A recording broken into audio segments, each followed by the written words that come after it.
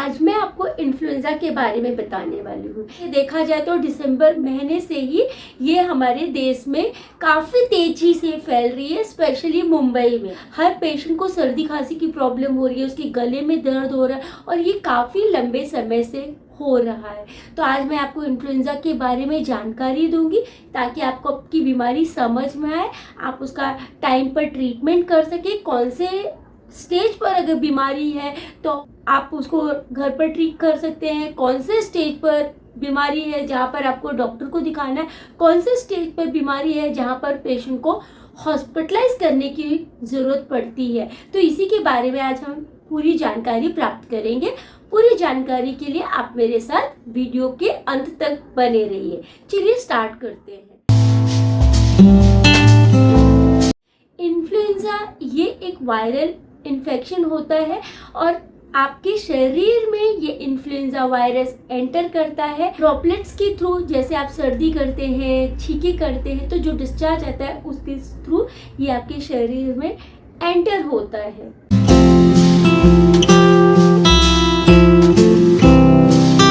चलिए इसके बारे में और डिटेल में जानते हैं। इन्फ्लुएंजा वायरस जो उसको 3 कैटेगरी में डिवाइड किया गया है। Category A, category B, category C. Category A में क्या होता है, आपको माइल्ड सिम्टम्स आते हैं जिसमें सर्दी होती है, खांसी होती है, पेशेंट को फीवर आता है, गले में खराश होता है। इसमें स्वैब टेस्ट की ज़रूरत नहीं होती है, इसमें घर पर ही प्रिकॉशन लेंगे। होम्योपैथिक ट्रीटमेंट या अगर आप एलोपैथिक में ले रहे हैं तो वो आपको जो भी सिम्टोमेटिक ट्रीटमेंट दे रहे हैं वो लेकर आप वहीं पर बीमारी को पूरी तरह से ठीक कर सकते हैं।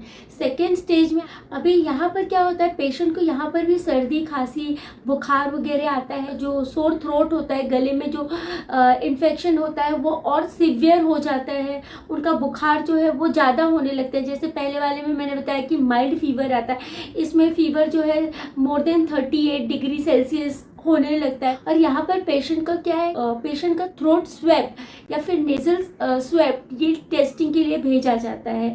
जो ज़्यादा प्रोन है, मतलब जिन पेशेंट को टेंडेंसी ज़्यादा है, जैसे मैंने आपको बताया ओल्ड एज में या फिर छोटे बच्चों में या फिर प्रेग्नेंट लेडी या फिर कोमॉर्बिड डिजीजेस जिसको लंबी बीमारी है और लंबे समय से हो रही है, उन पेशेंट्स का थ्रोट स्वैब टेस्ट करना या नेजल स्वैब टेस्ट करना बहुत ज़रूरी हो जाता है। तीसरी कैटेगरी आती है जहाँ पर पेशेंट को ब्रेथलेसनेस होने लगता है। बाकी जो मैंने ऊपर के सिम्टम्स बताए जैसे सर्दी खांसी बुखार और बदन दर्द के अलावा पेशेंट को सांस लेने में बहुत ज़्यादा डिफ़िकल्टीज होने लगती है, थकान फील होने लगता है, उनको डिहाइड्रेशन वगैरह होने लगता है। ऐसे पेशेंट को तुरंत हॉस्पिटलाइजेशन की ज़रूरत होती है। अभी आप इन्फ्लुएंजा वायरस या इन्फ्लुएंजा को कैसे प्रिवेंट कर सकते हैं।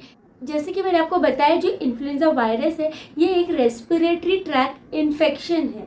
मतलब कि आपके रेस्पिरेटरी सिस्टम में ये इन्फ्लुएंजा वायरस अटैक करता है, जिसकी वजह से आपको इस तरह के सिम्टम्स आने लगते हैं।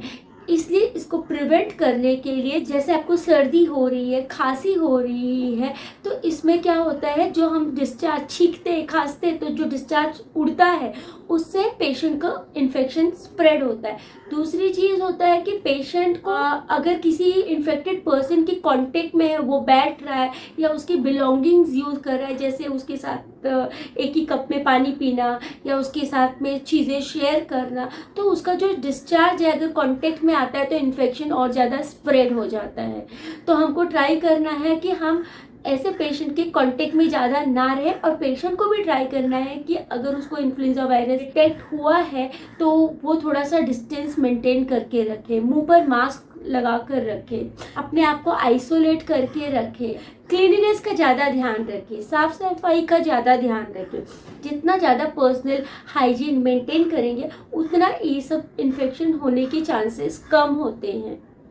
अपने बेडशीट को रोज़ अच्छे से क्लीन करना है, अपने रूम को अच्छे से क्लीन करना है, साफ़ सफाई का बहुत ज़्यादा ध्यान रखना है।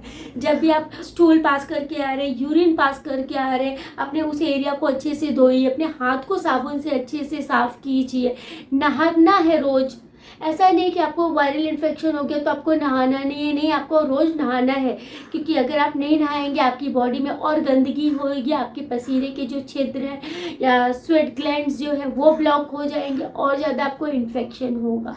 तो इसलिए साफ सफाई का पूरा ध्यान रखना है, ब्रीदिंग एक्सरसाइजेस करना है, भाप लेना है, गार्गलिंग करना है। अगर आप ये सारी चीज़ें अच्छे से फॉलो करते हैं तो काफ़ी हद तक आप घर में ही अपनी बीमारी को अच्छे से ट्रीट कर सकते हैं, ठीक कर सकते हैं। जनरली ये बीमारी कुछ ही टाइम के लिए होती है, अगर वो एक्यूट स्टेज में है तो 2-3 दिन में अपने आप से ठीक हो जाती है।